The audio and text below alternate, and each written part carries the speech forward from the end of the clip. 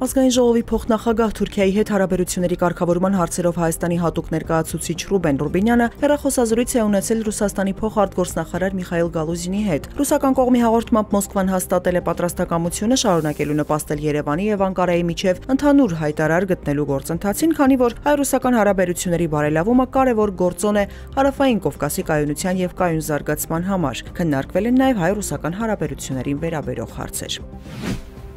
Մի խումբ արցախցիներ այսօր ակցիա են իրականացրել Երևանում Արցախի ներկայացուցչության մոտ, պահանջելով իրավական ճանապարհով վերադարձնել Արցախից թալանված գումարները եւ դրանք ուղղել արցախցիների սոցիալ-տնտեսական խնդիրների լուծմանը։ Ակցիայի մասնակիցների պնդմամբ ընդհանուր առմամբ 467 միլիոն դոլար է թալանվել Արցախի ներդրումային հիմնադրամից։ 1.5 տարի առաջ նաեւ քրեական գործ է հարուցվել։ Արցախի նախագահ Սամվել Շահրամանյանը նշել է, պատրաստ է գնալ գլխավոր դատախազի մոտ, իրենց նպատակը իրավական ճանապարհով թալանածը հետ բերելն է։ Արցախի էջը չի կարելի համարել փակված, քանի դեռ Արցախի ժողովուրդը բռնի տեղահանված է եւ չկա իրենց հայրենիք վերադառնալու արժանապատիվ հնարավորություն։ Լրագրողների հետ զրույցում ասել է Սամվել Շահրամանյանը։ Նա նշել է, իրենց ճանապարհն է ունենալ հայկական Արցախ եւ այդ ճանապարհը գնում են ուժեղ Հայաստանի միջոցով։ Ինչ վերաբերում է Մինսկի խմբի լուծարմանը, ըստ նրա արցախցիները դեմ են դրան, քանի որ դա միակ միջազգային հարթակն է, որը ստեղծվել է հենց հակամարտությունը լուծելու համար։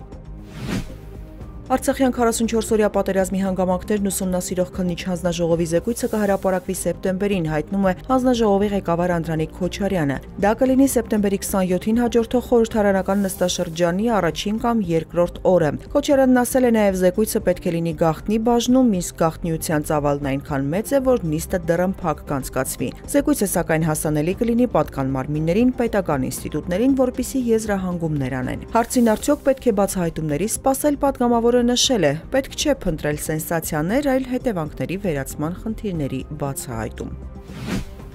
Ռուսաստանն այլևս չի հետևում ուկրաինական էներգետիկ օբյեկտների դեմ հարվածների մորատորիումին, հայտարարել է Կրեմլի խոսնակ Դմիտրի Պեսկովը։ Նա նշել է, ամիսը, որի ընթացքում գործում էր մորատորիումը, լրացել է, այս պահից նախագահից այլ հրահանգներ չեն եղել։ Մարտին Ռուսաստանը եւ Ուկրաինան համաձայնության էին եկել էներգետիկ օբյեկտների վրա հարձակումները 30 օրով դադարեցնելու վերաբերյալ։ Կողմերն ամսվա ընթացքում պարբերաբար միմյանց մեղադրել են մորատորիումը խախտելու մեջ, միաժամանակ հերքել, որ իրենք այն խախտել են։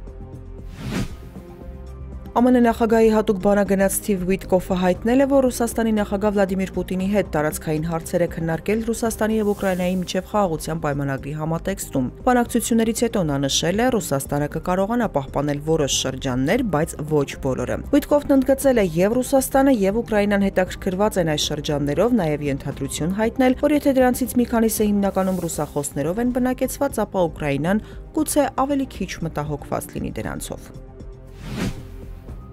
Իրանի արտաքին գործերի նախարար Աբբաս Արաղչին շատ բովանդակալից է որակել Ռուսաստանի նախագահ Վլադիմիր Պուտինի հետ հանդիպումը։ Նա Պուտինին ներկայացրել է Թեհրանի եւ Վաշինգտոնի միջև անուղղակի բանակցություններում առկա իրավիճակը, քննարկվել են նաեւ ռուս-ամերիկյան բանակցությունները Ուկրաինայի եւ այլ հարցերի շուրջ։ Միաժամանակ Իրանի նախագահ Մասուդ Փեզեշքյանն էլ ապրիլի 28-ին կայցելի Ադրբեջան, նրա պատվիրակության կազմում շուրջ 120 մարդ կլինի, այդ թվում մասնավոր հատվածի ներկայացուցիչներ, միջխորհրդարանական բարեկամության խմբի անդամներ, նահանգապետեր։